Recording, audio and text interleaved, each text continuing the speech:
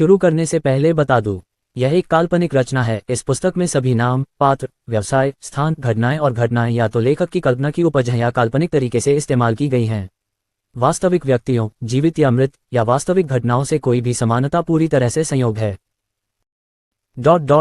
शाप शक्ति के कारण राजकुमार का मकबरा उग्र, मरे हुए जीवों से भरा हुआ था और उसे जल्द ही अस्थि तल पर जाना था। इसलिए आरव मेहरा स्वाभाविक रूप से मरे हुए जीवों से निपटने के लिए एक औषधि तैयार कर रहा था। वास्तव में इस युग के औषधि निर्माताओं के पास मरे हुए जीवों से निपटने के लिए बहुत सारे तरीके नहीं थे। ये ज्यादातर जादूगरों या सरनी परिशोधकों का काम था। पवित्र विशेषता या एक सरनी से मंत्रमुग्ध एक हथियार जो मरे हुए जीवों को डरा सकता है, उनका सामना करते समय ताकत में बहुत वृद्धि करेगा। लेकिन ये केवल इस युग के कीमियागरों के लिए था। आरव मेहरा के लिए इसे पूरा करना मुश्किल नहीं था। वह वर्तमान में जो तैयार कर रहा था वह एक एंजल पोशन था। एंजल पोशन का सूत्र इस युग में मौजूद नहीं था, क्योंकि यह सबसे महत्वपूर्ण सूत्र लगभग 3000 साल बाद ही प्रकट होगा। ऐसा इसलिए हुआ क्योंकि सूत्र की गणनाएं बहुत जटिल थीं और इस युग के कीमियागरों के पास आवश्यक कंप्यूटिंग क्षमता नहीं थी। वास्तव में आरव मेहरा के पास भी उस तरह की कंप्यूटिंग क्षमता नहीं थी, लेकिन उसके पास जवाब था।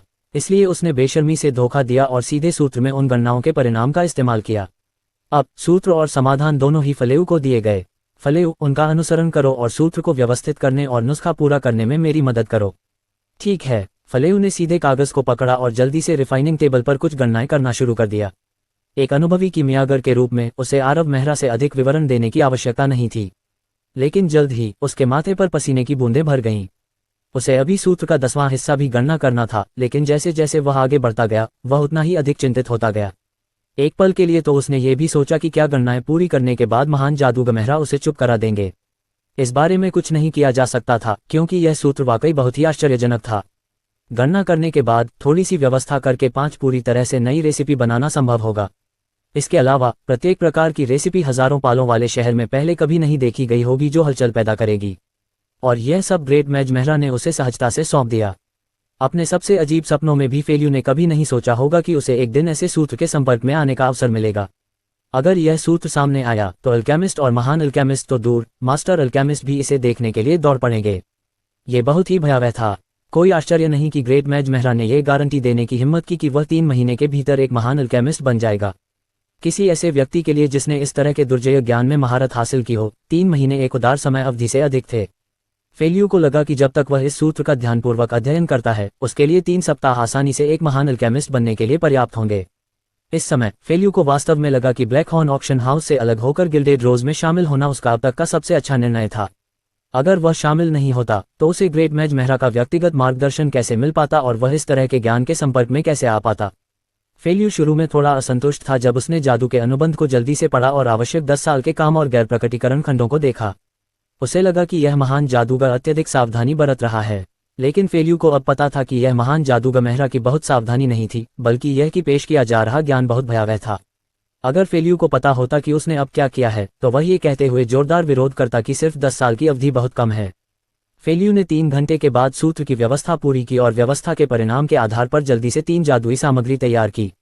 एक बार जब वह काम पूरा कर चुका तो फेल्यू ने युवा महान जादूगर को 7 सामग्रियों को अलग अलग क्रूसिबल में फेंकते हुए देखा, और फिर उसने देखा कि एक के बाद एक औषधि को रिफाइनिंग टेबल पर रखा जा रहा है, जो पवित्र शक्ति से लबालब है। आखिरकार फेल्यू खुद को रोक नहीं पाया और एक सवाल पूछा, महान जादूगर मेहरा, ये औषधि क्या है? इसे एंजल पोशन कहा जाता है। ये मुख्य रूप से पवित्र शक्ति प्रदान करता है जिसका उपयोग मरे हुए जीवों को डराने के लिए किया जा सकता है। इसके अलावा ये किसी के शरीर को मजबूत कर सकता है और मन को फिर से भर सकता है। उद्धरण चिन्ह ... उद्धरण चिन्ह। ये सुनकर फेल्यू चौंक गया। एक औषधि का आमतौर पर एक ही प्रभाव होता है। एक ही समय में पवित्र, शारीरिक और मानसिक प्रभाव वाली इस तरह की औषधि कुछ ऐसी थी जो महान कीमियागर स्तर की औषधियों में कभी नहीं देखी गई थी। यह महान जादूगर मेहरा वास्तव में अच्छा था। उसने लापरवाही से फेल्यू को एक सूत्र दिया, उसे निर्देशानुसार गणना करने दिया, और एक बार ऐसा करने के बाद ये स्वर्ग को चुनौती देने वाले प्रभावों वाली औषधि बन गई। वह इतना डरावना कैसे हो सकता है? ओह ठीक है, अभी काफी जादुई सामग्री बची हुई है। सूत्र की गणना करते समय आपको थोड़ा सीखना चाहिए था। यदि आपके पास समय है तो आपको इन बचे हुए पदार्थों का अभ्यास करने के लिए उपयोग करना चाहिए। इससे आपको लाभ होगा। आरव मेहरा ने ये शब्द कहे और 10 एंजल औषधियां उठाकर प्रयोगशाला से चले गए। अब जब उसने औषधियों को परिष्कृत कर लिया था तो उसे पत्थर की गोली का अध्ययन करना था। उसे केवल एज रिफ्ट में गिल्डेड रोज के अगले कारवां में शामिल होना था और फिर पुनर्जन्म की आंख को खोजने की उम्मीद में राजकुमार की कब्र की यात्रा करनी थी। जब आरव मेहरा कमरे से बाहर निकला तो फेल्यू की आंखें मेज पर रखी जादुई सामग्रियों पर और फिर सभी प्रकार के डेटा से भरे कागज पर गिर गईं। अपने दिल को शांत करने के बाद ही उसने आरव मेहरा के निर्देशानुसार काम किया।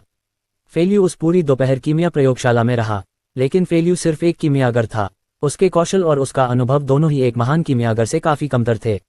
पूरी दोपहर काम करने के बाद उसने केवल 2 औषधियां पूरी की जो एंजल पोशन से कहीं कमतर थीं। फेल्यू ने जो 2 औषधियां बनाईं उनमें से एक का नाम मेडिटेशन पोशन था, जिसका इस्तेमाल मैना रिकवरी स्पीड बढ़ाने के लिए किया जाता था, और दूसरी का नाम ड्रैगन स्ट्रेंथ पोशन था, जिसका इस्तेमाल किसी के शरीर को मजबूत बनाने के लिए किया जाता था।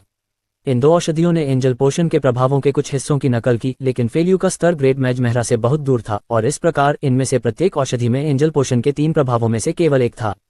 शेष पवित्र शक्ति प्रभाव के लिए वह इसे बिल्कुल भी पुनः पेश नहीं कर सकता था, लेकिन इससे कोई फर्क नहीं पड़ा। इस तरह के भयावह कीमिया ज्ञान की खोज के बाद फेल्यू जल्दी में नहीं था। वह जानता था कि जब तक ग्रेट मैज मेहरा उसे गिल्डेड रोज में रहने की अनुमति देता है, वह जल्द या बाद में एक एंजल पोशन को संयोजित करने में सक्षम होगा। वह 1000 सल्फ सिटी का सबसे दुर्जय कीमियागर बन जाएगा, ग्रेट मैज मेहरा को छोड़कर। जैसे ही उसने इस बारे में सोचा, फेल्यू ने अपने हाथों में 2 औषधियों पर नजर डाली। ऐसा लग रहा था कि इन 2 औषधियों का इस्तेमाल कीमिया प्रदर्शनी के लिए भी किया जा सकता है। हालांकि वे एंजल पोशन की नकल थे, लेकिन वे मोंची परिवार द्वारा पेश किए गए 2 पोशन से भी बदतर नहीं थे। खास तौर पर ड्रैगन स्ट्रेंथ पोशन, जो इसी तरह के बरसेर ब्लड पोशन का एक उन्नत संस्करण था। बरसेर ब्लड पोशन ने केवल एक छोटी अवधि का बरसेर प्रभाव पैदा किया, जबकि ड्रैगन स्ट्रेंथ पोशन ने शरीर की ताकत में व्यापक वृद्धि की। केवल एक मूर्ख ही नहीं जान सकता कि इन 2 पोशन में से कौन सा एक तलवारबाज चुनेगा। हो सकता है कि अन्य लोग मोंची परिवार के 2 पोशन की उत्पत्ति के बारे में न जानते हों, लेकिन फेल्यू को कैसे नहीं पता होगा। वे भूत और ज्वालामुखी पोशन के विश्लेषण से आए थे, और मोंची परिवार ने वास्तव में उन्हें गिल्डेड रोज के खिलाफ इस्तेमाल करने का साहस किया था। अच्छा, महान जादूगर मेहरा को शायद आपसे परेशान होने की परवाह न हो, लेकिन मैं निश्चित रूप से इतना अच्छा स्वभाव वाला नहीं हूँ। फेल्यू ने सब कुछ साफ करने के बाद वह अपनी खुद की कीमिया प्रयोगशाला में वापस आ गया। ऊपर जाने से पहले उसने रेमी से कहा, रेमी, कृपया मेरे लिए हौसला हो। इस समय मोंची परिवार का मूड बहुत अच्छा था। कीमिया प्रदर्शनी का समापन अच्छे नोट पर हुआ, और बड़ी संख्या में ऑर्डर ने मोंची परिवार के इर्द गिर्द मंडरा रहे बादलों को दूर कर दिया। हमेशा सख्त रहने वाले मोंची कुलपति कभी कभी मुस्कुरा देते थे, और अब मेसन को देखते समय उन्हें कोई सिरदर्द नहीं हो रहा था। वास्तव में वह देखने में बहुत अच्छा लग रहा था। मोंची का वर्तमान मूड बहुत अच्छा था। कुछ दिन पहले मोंची परिवार काफी प्रतिकूल स्थिति में था। वे लॉक मेहरा का घर पाने में कामयाब नहीं हुए थे, न ही वे नीलामी के दौरान सोलन के लिए रेड फ्लेम फिश ऑयल जीतने में सफल रहे थे। इसके बाद गिल्डेड रोज का जबरदस्त उदय हुआ और साथ ही ट्विन मून स्प्लेंडर को सील कर दिया गया। मोंची ने लगभग चीजों को अपने नियंत्रण से बाहर जाने दिया। सौभाग्य से ब्लैक टॉवर के सोलन ने एक बार फिर उनकी मदद की।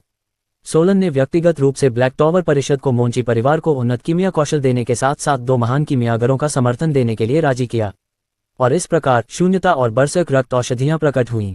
इन 2 पूरी तरह से नई औषधियों के प्रकट होने से मोंची परिवार को प्रतिकूल स्थिति को उलटने की अनुमति मिली। और अब कीमिया प्रदर्शनी के समाप्त होने से एक दिन से भी कम समय पहले ट्विन मून स्प्लेंडर्स में ऑर्डरों की एक अंतहीन धारा आ गई। इसके अलावा कुछ महान भाड़े के समूहों के नेता उनसे मिलने आए, 2 नई औषधियों के प्रति बहुत रुचि दिखाए। इन भाड़े के समूहों में कई हजार से लेकर दसियों हजार भाड़े के सैनिक शामिल थे। हर साल वे जितनी औषधियां पीते थे, उनकी संख्या एक खगोलीय संख्या तक पहुंच जाती थी। जब तक वे कई बड़े भाड़े के समूहों के साथ सौदा कर सकते थे, तब तक ट्विन मून स्प्लेंडर की स्थिति अडिग रहेगी। मोंची को केवल इस बात का अफसोस था कि इन कुछ भाड़े के समूहों में सिल्वर मून भाड़े का समूह शामिल नहीं था, लेकिन उसने इस बारे में चिंता नहीं की। जब नथिंगनेस पोशन और बरसेर ब्लड पोशन के प्रभावों की व्यापक रूप से प्रशंसा की गई, तो सिल्वर मून मर्सिनरी ग्रुप निश्चित रूप से गिल्डेड रोज को छोड़ देगा। ये बेहतर कौशल होने का लाभ था।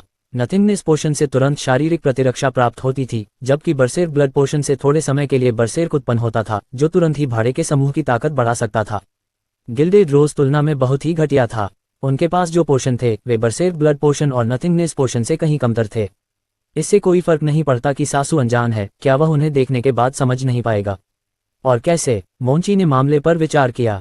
एक ही व्यापार के लोग निश्चित रूप से एक दूसरे के साथ बातचीत करते थे, इसलिए चिंता करने की कोई आवश्यकता नहीं है। रयान, ग्रेट अल्केमिस्ट हॉकिंस के पास जाओ। ब्लैक टॉवर ने 2 ग्रेट अल्केमिस्ट भेजे, लेकिन ज्यादातर समय मोंची को हॉकिंस नामक व्यक्ति से निपटना पड़ता था। ऐसा इसलिए था क्योंकि महान कीमियागर हॉकिंस हमेशा सोलन के करीब आते रहे थे। जब से वे मोंची परिवार में आए थे, तब से उन्होंने मोंची परिवार की बहुत मदद की थी, खुले में और अंधेरे में भी। दूसरे व्यक्ति लेविन के लिए उसने एक व्यवसायी जैसा रवैया रखा था। ऐसा कहा जाता था कि ब्लैक टॉवर में उसका समर्थक वास्तव में सोलन का विरोध कर रहा था, इसलिए हालांकि उसे अपने आदेशों के कारण मोंची परिवार के लिए काम करना था, मोंची को लगा कि लेविन इसमें ज्यादा प्रयास नहीं कर रहा है। यही कारण था कि गिल्डेड रोज से निपटने के लिए मोंची हमेशा हॉकिंस से संपर्क करता था। कई दिनों बाद आरव मेहरा अभी भी पत्थर की पट्टिका का अध्ययन कर रहा था। वह जानता था कि इस पत्थर की पट्टिका के बारे में उसकी समझ बहुत उथली थी, एक ऐसे स्तर पर जिसे सती भी नहीं कहा जा सकता था। यह एक ऐसा घटक था जो कम से कम ट्रू स्पिरिट स्तर तक पहुंच गया था। ट्रू स्पिरिट स्तर किस तरह की अवधारणा थी? यह एक आर्कमेज के बराबर की शक्ति थी, कीमियागरों के लिए कारीगर की उपाधि के बराबर। लेकिन आरव मेहरा का इस पत्थर की गोली का वर्तमान उपयोग केवल अपने जादू की सरणी की दक्षता बढ़ाने तक ही सीमित था। वह इसकी शक्ति को सक्रिय भी नहीं कर सकता था। हालांकि वह चिंतित नहीं था। एक जादू उपकरण या घटक जो सच्ची आत्मा या उससे ऊपर था, उसमें निश्चित रूप से रहस्य होंगे। यहाँ तक कि स्वर्ग को चुनौती देने वाले भाग्य वाले क्लाउड टॉवर के महान जादूगर को भी राजकुमार की कब्र से प्राप्त सच्ची आत्मा जादू उपकरण को नियंत्रित करने में सक्षम होने में 100 साल लग गए। आरव मेहरा के पास भरोसा करने के लिए स्वर्ग को चुनौती देने वाला भाग्य नहीं था, इसलिए वह केवल थोड़ा और समझने में सक्षम होने की उम्मीद करता था। थोड़ी सी भी समझ उसे शक्ति में बहुत बड़ी वृद्धि दे सकती थी। समझ का ये थोड़ा सा हिस्सा निर्णायक कारक हो सकता है जो किसी लड़ाई के परिणाम को उलट सकता है। आरव मेहरा ने पूरा एक हफ्ता पत्थर की पट्टिका के अध्ययन में बिताया। आरव मेहरा को यह भी नहीं पता था कि फेल्यू ने एंजल पोशन की पहली नकल के साथ पहले ही प्रगति कर ली थी, नहीं उसने हॉस को इसमें घसीटा था। दोनों ने कीमिया प्रयोगशाला में भी पूरा एक हफ्ता बिताया। तापमान को नियंत्रित करो, तापमान को नियंत्रित करो। मुझे ये कितनी बार कहना पड़ेगा? लपटों के तापमान को नियंत्रित करो। क्या तुम लपटों को नियंत्रित कर सकते हो? मुझे वास्तव में नहीं पता कि तुम कीमियागर कैसे बन गए। फेल्यू का गुस्सा वर्तमान में गिल्डेड रोज की प्रयोगशाला में सामान्य से कहीं ज्यादा खराब था। एक तरफ वह घबराहट में रिफाइनिंग टेबल पर काम कर रहा था, जबकि दूसरी तरफ वह पसीने से तर हॉस पर चिल्ला रहा था। मुझे माफ करना कीमियागर फेल्यू, मेरा यह मतलब नहीं था। हॉस ने अपने माथे से पसीना पोंछा और जल्दी से क्रूसिबल को संचालित किया, घबराया हुआ। रिफाइनिंग टेबल पर 4 क्रूसिबल रखे हुए थे और हर ऑपरेशन से हॉस की सांस फूल रही थी। पूरे 1 घंटे के बाद रिफाइनिंग टेबल पर ड्रैगन स्ट्रेंथ की 40 बोतलें सजाई गईं। फेलेउ ने गहरी सांस ली और हॉस से कहा, तुम? हम कीमियागर फेलेउ, मैं हॉस हूँ। दयनीय युवा प्रतिभा को रोने का मन हुआ। वह पूरे 1 सप्ताह से यहाँ काम कर रहा था, फिर भी कीमियागर फेलेउ को अभी भी उसका नाम याद नहीं आया था। ओह हॉस, फेलेउ ने अपनी कनपटियों को मसला और थकी हुई आवाज में कहा, रैमी से मिलो और उसे कीमिया प्रदर्शनी की योजना बनाने के लिए कहो। समझ गया। हॉस ने सिर हिलाया और कीमिया प्रयोगशाला से बाहर चला गया। लेकिन युवा प्रतिभा 3 मिनट बाद वापस आ गई। क्या हुआ? तुम्हें रैमी नहीं मिला? नहीं, ऐसा नहीं है। अल्केमिस्ट फेल्यू, रैमी ने मुझे तुम्हें लेने के लिए भेजा है। ट्विन मून स्प्लेंडर का एक अल्केमिस्ट आया है, वह गिल्डेड रोज के साथ कौशल विनिमय करना चाहता है। ओह, फेल्यू ने भौहें सिकोड़ी। ब्लैक हॉर्न ऑक्शन हाउस के लिए इतने सालों तक काम करने के बाद फेल्यू को निश्चित रूप से पता था कि इस तथाकथित कौशल विनिमय का क्या मतलब है। क्या हमें बॉस मेहरा को सूचित करना चाहिए? नहीं, फिलहाल इसकी कोई जरूरत नहीं है। फेल्यू ने अपना सिर हिलाया। वह जानता था कि ग्रेट मैज मेहरा 1 हफ्ते से अपने कमरे से बाहर नहीं निकला है। वह निश्चित रूप से किसी महत्वपूर्ण शोध के बीच में था और उसे परेशान नहीं किया जा सकता था।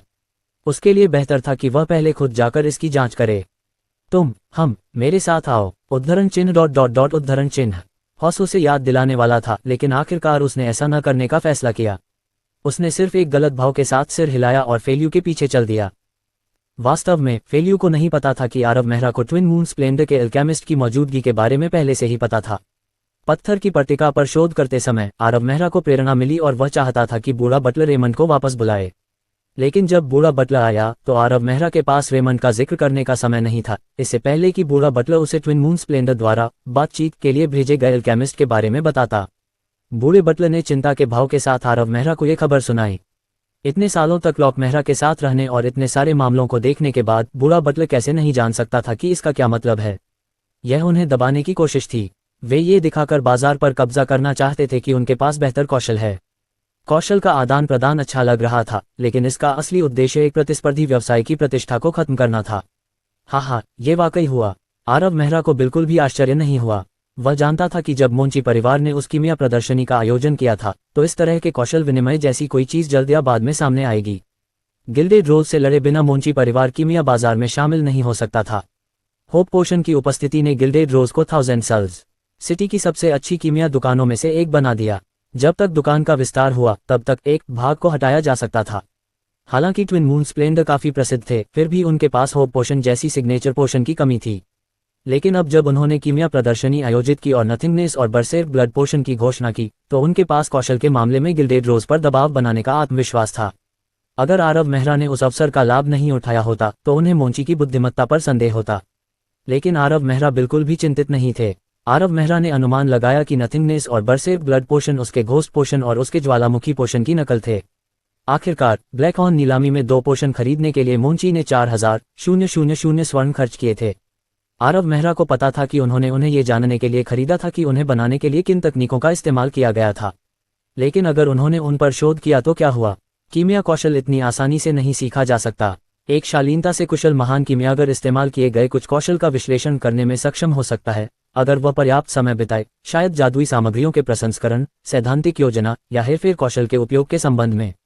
लेकिन नोसेंट के लंबे इतिहास में कभी भी कोई महान कीमियागर मास्टर कीमियागर के काम की नकल करने में सक्षम नहीं हुआ है।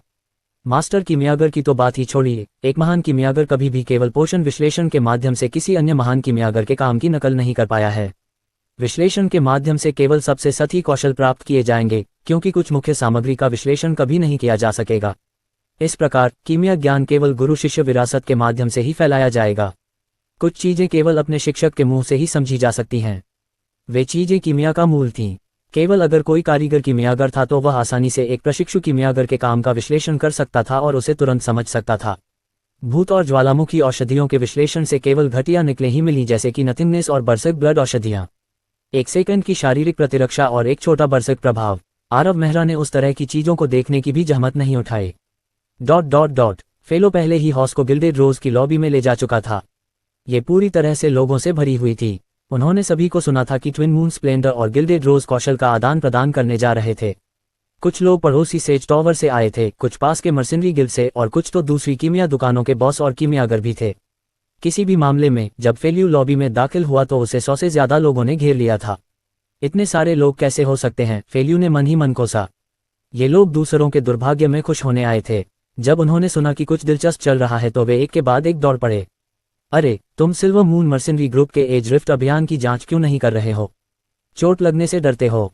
इन कठोर विचारों के बाद फेल्यू ने भीड़ पर एक और नजर डाली और भौहें सिकोड़ने से खुद को नहीं रोक सका। ये वास्तव में हॉकिंस है। भीड़ के बीच में एक अधेड़ उम्र का व्यक्ति खड़ा था। हॉकिंस 40 के दशक में था।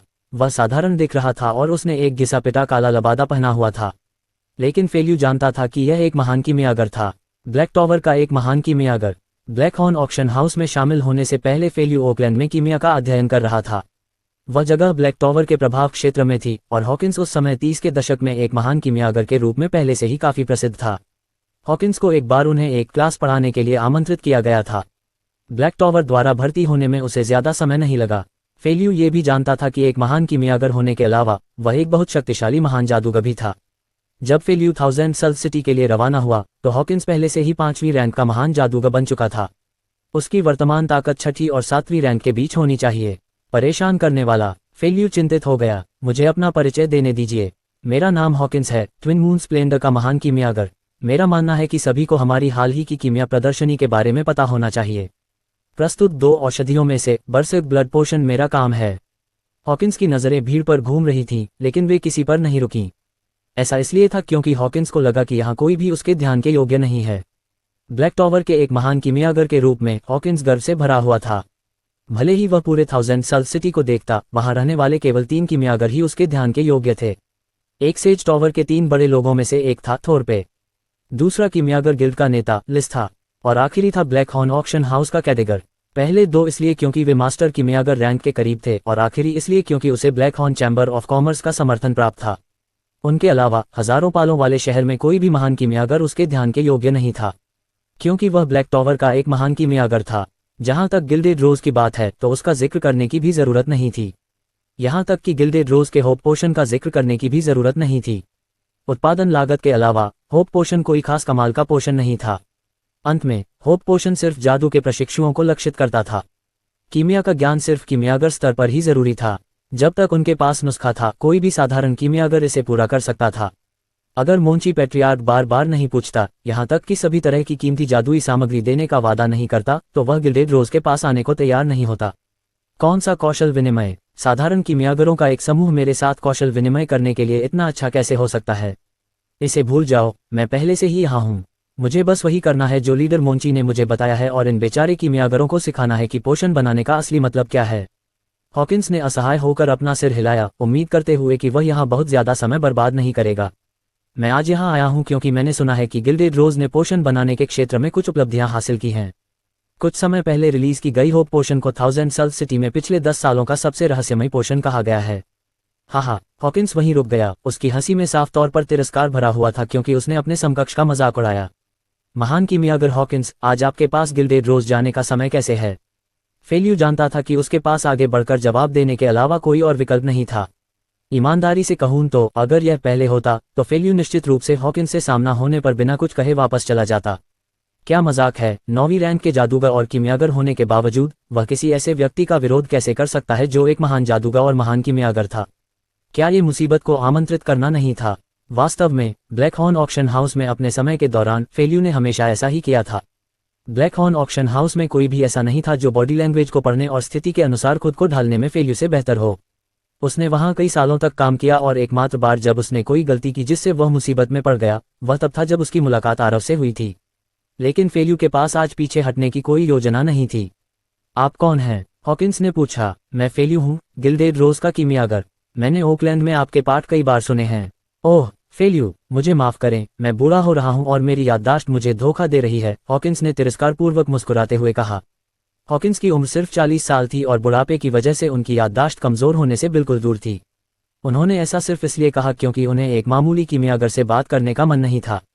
वे एक सम्मानित महान कीमियागर थे, इसलिए अगर लोगों को पता चले कि वे ऐसी जगह पर एक ऐसे परिचित से मिले जो एक मामूली कीमियागर था, तो क्या यह उनकी प्रतिष्ठा का नुकसान नहीं होगा? ये कहना कि उनकी याददाश्त धोखा दे रही है, वास्तव में इसका मतलब था, माफ करें, मैं आपको नहीं जानता, मेरे साथ परिचित होने का नाटक न करें। दुर्भाग्य से फेल्यू हॉकिंस की कल्पना से कहीं कम चतुर थे। हॉकिंस द्वारा उपहास किए जाने के बाद फेल्यू ने ऐसा व्यवहार किया जैसे उन्होंने उनकी बात नहीं सुनी हो और एक बेहद भावुक मुस्कान प्रकट की। मुझे वास्तव में 1000 सल्स सिटी में ग्रेट अल्केमिस्ट हॉकिंस से मिलने की उम्मीद नहीं थी। ओह ठीक है, मैंने सुना है कि आपने गिल्डेड रोज के साथ कौशल के आदान प्रदान का उल्लेख किया है। ये बहुत अच्छा है ग्रेट अल्केमिस्ट हॉकिंस, मैंने ओकलैंड में आपकी कक्षाओं के बाद हमेशा आपके गहन ज्ञान को ध्यान में रखा है। यदि आपके पास समय है तो कृपया मुझे कुछ संकेत दें। यह फलेऊ, मैं अभी बहुत व्यस्त हूँ, हॉकिंस ने स्पष्ट नाराजगी दिखाते हुए कहा। अरे क्या तुमने मुझे ये कहते हुए नहीं सुना कि मैं तुम्हें पहचान नहीं पाया? क्या मेरा मतलब स्पष्ट नहीं था? मैं तुम्हें नहीं जानता, ठीक है। यह अजीब है ग्रेट अल्केमिस्ट हॉकिंस, क्या आप कौशल के आदान प्रदान के लिए गिल्डेड रोज नहीं आए थे? हाँ, इसके बारे में क्या? अच्छा, अपने परिचय में मैंने कहा था कि मैं गिल्डेड रोज का कीमियागर हूँ। मैं हॉकिंस का गला लगभग घुट गया।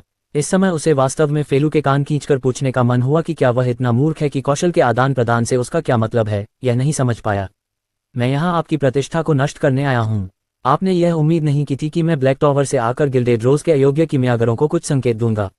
मुझे यहाँ नीचे परेशानी पैदा करने के लिए लीडर मोंची से बहुत सी कीमती सामग्री मिली है। शांत हो जाओ, शांत हो जाओ। हॉकिंस ने गहरी सांस ली और खुद को संयमित रखने के लिए कहता रहा। वह एक सम्मानित महान कीमियागर था, वह एक कीमियागर और दर्शकों के झुंड के सामने अपना शिष्टाचार कैसे खो सकता था? इससे ब्लैक टॉवर को शर्म आएगी। इसे भूल जाओ, क्या ये सिर्फ कुछ संकेत देना नहीं है? 20 साल के कीमियागर के पास किस तरह का ज्ञान हो सकता है? मैं इसे आसानी से कर सकता हूं, भले ही उनमें से 10 लोग इसमें भाग लें। खुद को इस बात के लिए राजी करने के बाद हॉकिंस ने सोचा कि आगे कैसे बढ़ना है। ठीक है, चलो बस संकेत देते हैं। मैं इस अवसर का उपयोग सभी को यह दिखाने के लिए करूंगा कि गिल्डेड रोज के कीमियागरों का स्तर कितना घटिया है।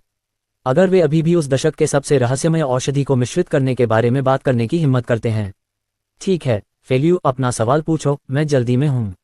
धन्यवाद महान कीमियागर हॉकिंस। फेल्यू ने जल्दी से अपनी जेब से एक कागज निकाला और समझाया, देखिए महान कीमियागर हॉकिंस, इस फॉर्मूले में सिर्फ एक मुख्य डेटा की कमी है। मैंने कुछ महीनों तक इसकी गणना की लेकिन कोई नतीजा नहीं निकला। क्या आप मदद कर सकते हैं? जरूर, मुझे देखने दीजिए। हॉकिंस ने लापरवाही से कागज लिया और उस पर लिखे फॉर्मूले को जांचा। 1 मिनट बाद हॉकिंस हल्के से भौहें सिकोड़ रहे थे। 10 मिनट बाद हॉकिंस के चेहरे पर गंभीर भाव आ गए। 30 मिनट बाद हॉकिंस ने आखिरकार भीड़ को दूर धकेलकर टेबल की तलाश की, फिर एक कलम ली और कुछ गणनाएं लिखनी शुरू की। 1 घंटे बाद उनका माथा पसीने से लथपथ था। 2 घंटे बाद फेल्यू के अधीर होने की बारी थी। हम महान कीमियागर हॉकिंस, क्या आपने अभी तक परिणाम की गणना की है? रुको, हॉकिंस ने अपने माथे से पसीना पोंछा और जल्दी से कागज के एक पन्ने पर और हिसाब किताब लिख दिया। एक कागज का टुकड़ा काफी नहीं था, इसलिए अब उसके सामने कई दर्जन पन्ने फैले हुए थे जो हर तरह के पात्रों और आकृतियों से भरे हुए थे। लेकिन जितना ज्यादा वह हिसाब लगाता उतना ही हॉकिंस खुद को शक्तिहीन महसूस करता। उस कमबख्त फेल्यू को इतना टूटा फूटा फॉर्मूला कहाँ से मिला? यह एक भूल भुलैया की तरह था। चाहे वह इसे हल करने की कितनी भी कोशिश करे, उसे ऐसा लगता था जैसे वह उस भूल भुलैया में खो गया हो। महान कीमियागर हॉकिंस, शाम हो चुकी है, क्या तुम खाना खाना चाहोगे? झप, हॉकिंस के हाथ की कलम टूट गई। महान कीमियागर हॉकिंस के लिए एक नई कलम ले आओ, एक कंबल भी ले आओ, हो सकता है कि वह रात यहीं बिताए। समझ गया। कीमियागर फेल्यू पूछने की कोई जरूरत नहीं थी। हॉस जानता था कि फेल्यू उससे पूछ रहा है। उसने जल्दी से हॉकिंस की कलम बदल दी, लेकिन जब उसने कंबल उठाया तो उसने देखा कि महान कीमियागर गुस्से में उसे घूर रहा था। उसे समझ नहीं आ रहा था कि उसे सौंपना चाहिए या नहीं। चिंता मत करो महान कीमियागर हॉकिंस, जल्दी करने की कोई जरूरत नहीं है, तुम्हें अपना समय लेना चाहिए ताकि तुम ये सुनिश्चित कर सको कि तुम इसे ठीक से कर सको। फेलो की अभिव्यक्ति ईमानदार लग रही थी, लेकिन वह पहले से ही अंदर हंस रहा था। क्या घटिया महान कीमियागर है, उसने वास्तव में सोचा कि वह सर्वशक्तिमान है और कौशल के आदान प्रदान के लिए गिल्डेड रोज में आने की हिम्मत की। क्या तुमने ये भी जांचा कि यह इमारत किसकी है? क्या अब तुम समझ गए? एक सूत्र जो महान जादूगर मेहरा ने मुझे अभ्यास करने के लिए दिया था, वह आसानी से तुम्हें चकमा दे सकता है। हॉकिंस की कलम एक के बाद एक पन्ने भर रही थी। फेलो के कभी कभी कुछ चिंतित सवाल पूछने के अलावा वास्तव में पूरी लॉबी में कोई आवाज नहीं थी, क्योंकि सभी शेष दर्शक उत्सुकता से सोच रहे थे कि किस तरह का सूत्र हॉकिंस जैसे महान कीमियागर को पूरी दोपहर लग जाएगी। असली कारण केवल फेलो को ही पता था। ये सूत्र उसे कुछ दिन पहले महान जादूगर मेहरा ने दिया था। इसे दैनिक अभ्यास के रूप में इस्तेमाल किया जाना था। फेल्यू को महान जादूगर मेहरा की यह बात याद आई कि जिस दिन वह सूत्र के लिए गणना पूरी करने में सक्षम हो जाएगा, उसी दिन वह मास्टर कीमियागर बन जाएगा। हालांकि हॉकिंस कई सालों से एक महान कीमियागर था, लेकिन यह स्पष्ट था कि वह अभी भी मास्टर कीमियागर बनने से बहुत दूर था। और हॉकिंस की तो बात ही छोड़िए, हॉकिंस से वरिष्ठ अन्य महान कीमियागर जैसे बासुरो, रेंजर या यहाँ तक कि कैडिगर भी उस स्तर पर होने से बहुत दूर थे। थाउजेंड सल सिटी में केवल थोरपे और लिसी उस दायरे के करीब थे।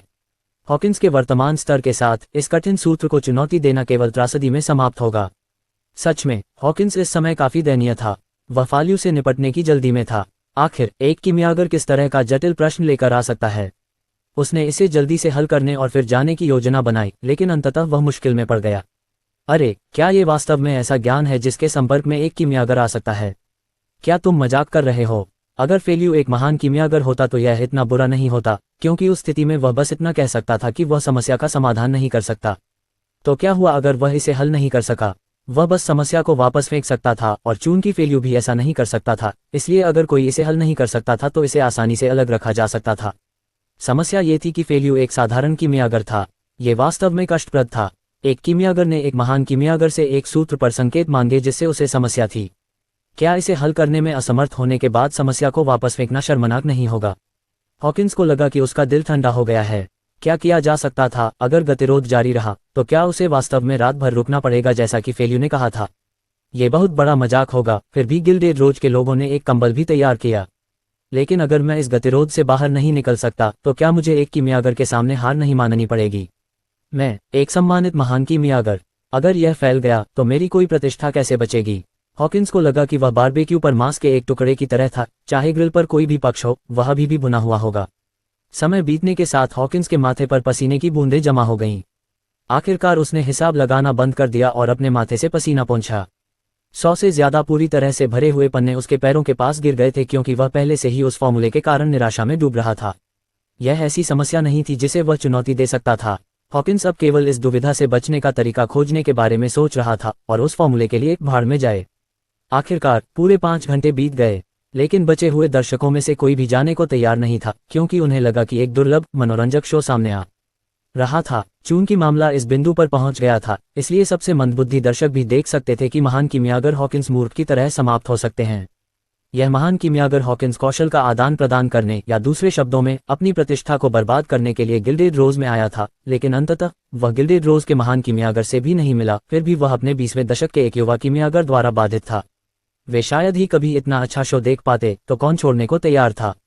और इस प्रकार हॉकिंस का दबाव काफी बढ़ गया था। सम्मान खोना था, लेकिन हॉकिंस वास्तव में इतने सारे लोगों के सामने अपनी प्रतिष्ठा को बर्बाद करने में असमर्थ था। नहीं, मुझे जवाबी हमला करने का कोई तरीका खोजना होगा। ठीक है, अभी भी बरसक ब्लड पोशन है। हॉकिंस की आंखें अचानक चमक उठीं, और उसके विचार स्पष्ट हो गए, जैसे कि उसके दिमाग में बिजली की एक चमक उठी हो। भाड़ में जाओ, मैं फालू को पागल कर दूंगा। मैं आज गिल्डेड रोज में कौशल विनिमय के लिए आया हूँ, आपकी किसी समस्या में मदद करने के लिए नहीं। वास्तव में एक महान कीमियागर के लिए एक कीमियागर के प्रश्न का उत्तर न दे पाना वास्तव में प्रतिष्ठा का नुकसान था। लेकिन चूंकि यह पहले से ही मामला था, इसलिए वह गिल्डेड रोज को भी नीचे खींच सकता था। अंत में आपको देखना होगा कि किसकी प्रतिष्ठा सबसे अधिक प्रभावित होती है। फलेव, हॉकिंस ने अपना निर्णय लिया और धीरे धीरे खड़े होने से पहले तुरंत कलम को एक तरफ रख दिया। मेरे पास पहले से ही एक विचार है कि इस सूत्र की गणना कैसे की जानी चाहिए, लेकिन आज मेरे पास समय कम है। कौशल विनिमय समाप्त होने के बाद मैं इस पर विचार करूंगा। जब सभी दर्शकों ने ये शब्द सुने तो उन्हें उसके प्रति घृणा महसूस हुई। अरे, वह एक सच्चा महान कीमियागर है, वह कीमियागर से कहीं अधिक मोटी चमड़ी वाला है। इस तरह के झूठ पर यकीन नहीं किया जा सकता। वह 5 घंटे में भी सूत्र की गणना नहीं कर पाया था और उसका पसीना गिल्डेड रोज को पूरी तरह से डुबो रहा था। बेवकूफ भी समझ सकते थे कि उसे जवाब नहीं मिला है। ये कहना कि उसके पास एक विचार है और जिसे वह कौशल के आदान प्रदान के बाद साझा करेगा, क्या उसका मतलब अगले जन्म में नहीं था? लेकिन हॉकिंस ने पहले ही एक निर्णय ले लिया था। चूंकि उसने गिल्डेड रोज को नीचे खींचने के लिए बरसेर ब्लड का उपयोग करने का फैसला किया था, इसलिए उसे दर्शकों की अवमानना की परवाह नहीं थी। वह पहले ही अपना चेहरा खो चुका था, तो थोड़ा और क्या था। इस पल हॉकिंस को लगा जैसे उसने बेशर्मी की पराकाष्ठा को छू लिया हो। तो मैं महान कीमियागर हॉकिंस को धन्यवाद दूंगा।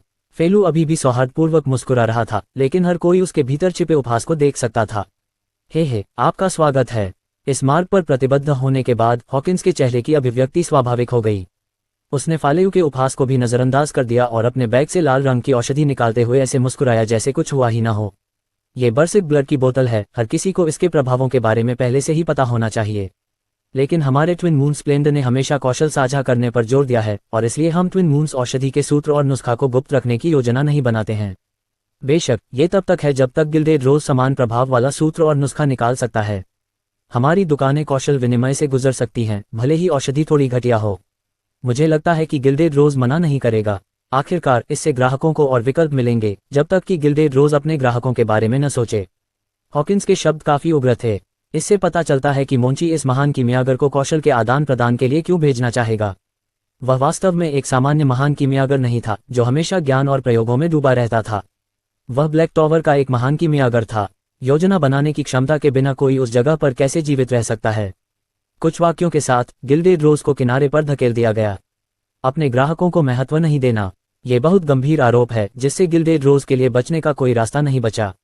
ट्विन मून स्प्लेंडर की कीमिया प्रदर्शनी से पैदा हुई सनसनी होप पोशन से पैदा हुई सनसनी के बराबर थी। लगभग सभी जानते थे कि बरसिक ब्लड पोशन तलवारबाजों के लिए बनाया गया था। बरसिक प्रभाव की शक्ति का जबरदस्त उछाल तलवारबाज को रैंकों के बीच के अंतर को अनदेखा करने और एक महान तलवारबाज के खिलाफ लड़ने की क्षमता देता है। इसके अलावा बरसिक ब्लड का बड़े पैमाने पर उत्पादन किया जा सकता है। एक तलवारबाज शायद ज्यादा ना हो और शायद 10 भी पर्याप्त ना हो, लेकिन 1 या 200 तलवारबाज बरसिक ब्लड पीने के बाद एक हाई मैच को सुन्न कर देने के लिए पर्याप्त होंगे। इस समय सबसे कठोर दर्शक को भी यह स्वीकार करना होगा कि बरसिक ब्लड पोशन के प्रभाव वास्तव में भयानक थे। इस समय लोग गिल्डेड रोज के बारे में चिंतित थे। उनकी निगाहें फलेऊ पर टिकी हुई थीं। हर कोई जानना चाहता था कि हॉकिंस को बदनाम करने में कामयाब रहा ये युवा कीमियागर क्या जवाब देगा। मैंने स्वाभाविक रूप से बरसिक ब्लड पोशन के बारे में सुना है, लेकिन महान कीमियागर हॉकिंस, आप जिस कौशल विनिमय का सुझाव दे रहे हैं उसके लिए थोड़ा इंतजार करना पड़ सकता है। फलेऊ अभी भी मुस्कुरा रहा था। वह भीड़ से बाहर निकलकर लॉबी के बीच में खड़ा हो गया। हमारा गिल्डेड रोज एक कीमिया प्रदर्शनी आयोजित करेगा। प्रदर्शनी की सामग्री भी 2 औषधियां होंगी। एक को मेडिटेशन पोशन कहा जाता है और दूसरे को ड्रैगन स्ट्रेंथ पोशन कहा जाता है। फलेऊ के शब्दों के बाद लॉबी में चर्चा शुरू हो गई। गिल्डेड रोज एक और कीमिया प्रदर्शनी आयोजित कर रहा है। कई लोगों ने पिछली कीमिया प्रदर्शनी में भाग लिया था और हजारों पाल शहर में होप पोशन द्वारा बनाई गई सनसनी को अपनी आंखों से देखा था। उन्होंने शुरू में सोचा था कि भले ही गिल्डेड रोज के पास जबरदस्त तकनीकी कौशल हो, लेकिन अगली प्रदर्शनी लंबे समय तक नहीं होगी। आखिरकार औषधियों के अनुसंधान और विकास को आमतौर पर वर्षों में गिना जाता है। केवल पिछले flashing gold chamber of commerce ही हर साल एक नई औषधि जारी करने में सक्षम था। लेकिन कितना समय हो गया है? सिर्फ 1 या 2 महीने। माफ करना, अल्केमिस्ट फेल्यू। ध्यान और ड्रैगन स्ट्रेंथ औषधियों के क्या प्रभाव हैं? और क्या आप उनके रचनाकारों का परिचय दे सकते हैं? कोई फेल्यू से पूछे बिना नहीं रह सका, क्योंकि यह बड़ी खबर थी। आखिरकार यहाँ आना वाकई सार्थक था। न केवल उन्हें एक बेशर्म महान कीमियागर को देखने का मौका मिला, बल्कि उन्हें गिल्डेड रोज की कीमिया प्रदर्शनी में भी भाग लेने का मौका मिला। हाँ, ध्यान औषधि का प्रभाव मन की वसूली की दर को बढ़ाना है, जबकि ड्रैगन स्ट्रेंथ औषधि का प्रभाव व्यक्ति के शरीर को मजबूत करना है। जहां तक उनके निर्माता की बात है, आप उसे देख रहे हैं। यह मैं था, फेल्यू। एक तुच्छ कीमियागर कीमिया प्रदर्शनी आयोजित करने की हिम्मत कैसे कर सकता है? हॉकिंस ने तुरंत ही एक तरफ नाक से कोड़ ली, उसका चेहरा तिरस्कार और उपहास से भर गया। उसने शुरू में सोचा था कि ध्यान औषधि और ड्रैगन शक्ति औषधि, होप औषधि के समान ही निर्माता के काम हैं, जिससे वह चिंतित हो गया। लेकिन ये पता चला कि निर्माता फेल्यू था। एक तुच्छ कीमियागर का काम, ये बरसिक ब्लड औषधि से कैसे तुलना की जा सकती है? एक कीमियागर और एक महान कीमियागर के बीच कितना बड़ा अंतर था, वह कैसे नहीं जान सकता था। लेकिन जब उसके विचार यहाँ तक पहुंचे तो हॉकिंस अचानक सतर्क हो गया। रुको, यह ऐसी चीज थी जो बेवकूफ भी जानते थे, तो वह कैसे नहीं जान सकता था? क्या ऐसा हो सकता है कि फेल्यू बरसिक ब्लड औषधि का फॉर्मूला और नुस्खा इस तरह से प्राप्त करना चाहता हो? हॉकिंस को तुरंत पछतावा हुआ। उसे कुछ मिनट पहले खुद पर इतना गर्व होने का पछतावा हुआ। उसने कहा कि भले ही औषधि घटिया हो, लेकिन वे कौशल का आदान प्रदान कर सकते हैं। क्या ऐसा हो सकता है कि वह इस खामी का इस्तेमाल करना चाहता हो? ठीक है, ये काफी संभव है, लेकिन वह बहुत भोला है। हॉकिंस के चेहरे पर एक बार फिर व्यंग्यात्मक भाव आया। फेल्यू के कुछ कहने से पहले ही उसने जल्दी से उपहास करते हुए बोल दिया, फेल्यू, तुम बरसिक ब्लड पोशन की रेसिपी और फॉर्मूले के लिए 2 घटिया पोशन का इस्तेमाल करने की हिम्मत नहीं करोगे, है ना? क्या तुम मुझे बेवकूफ समझते हो या तुम इतने भोले हो? जरा सोचो, तुम तो एक साधारण कीमियागर हो। मेरे साथ हुनर का आदान प्रदान करने के लिए तुम्हारे पास क्या योग्यताएं हैं? जाओ, शीशे में खुद को देखो और खुद से पूछो कि क्या तुम इसके लायक हो। हाँ, महान कीमियागर हॉकिंस के शब्द बहुत मजेदार हैं। फेल्यू को गुस्सा नहीं आया। ब्लैक हॉर्न ऑक्शन हाउस में सालों तक काम करने के बाद वह पहले से ही खुद को निखार चुका था। जरूरत पड़ने पर फेल्यू अपने चेहरे पर मुस्कान के साथ किसी भी अपमान का सामना कर सकता था। यहाँ तक कि अगर उसका समकक्ष उस पर थूक भी देता तो वह चेहरे पर मुस्कान के साथ बातचीत जारी रखने से पहले उसे पहुंचने में कोई आपत्ति नहीं करता। स्वाभाविक रूप से अगर जरूरत होती तो फेल्यू किसी के चेहरे पर थूक भी सकता था। ठीक है सब लोग, ये ड्रैगन स्ट्रेंथ की एक बोतल है। फेल्यू ने उदास हॉकिंस पर ध्यान नहीं दिया क्योंकि उसने अपने बैग से एक बोतल निकाली। ये बरसिक ब्लड पोशन की तरह लाल तरल से भरी थी। जब वहां प्रदर्शित किया गया तो ये शुद्ध माणिक जैसा लग रहा था। चलो पोशन के प्रभाव को देखें। तुम आओ। कीमियागर फेल्यू, तुम्हें क्या चाहिए? हॉस को स्पष्ट रूप से पता था कि उसे ही बुलाया जा रहा है, इसलिए वह जल्दी से फालेव के पास गया और चुपके से इधर उधर देखने के बाद ये सुनिश्चित करने के लिए कि कोई उसे नोटिस न करे, उसने चुपचाप फालेव को याद दिलाया, कीमियागर फालेव, मेरा नाम हॉस है। ठीक है हॉस। फालेव ने दूसरों की ओर मुड़ने से पहले युवा प्रतिभाशाली व्यक्ति के कंधे को थपथपाया। सब लोग, मुझे आपको अल्केमिस्ट हॉस से मिलवाने की अनुमति दें। वह 5वीं रैंक का जादूगर है और यह जानकारी अल्केमिस्ट गिल्ड के रिकॉर्ड में है। अगर किसी को यकीन नहीं है तो वे कभी भी जांच कर सकते हैं। ओह, और मुझे एक तलवारबाज की जरूरत है। अगर संभव हो तो 8वीं या 9वीं रैंक का कोई मदद करने को तैयार है।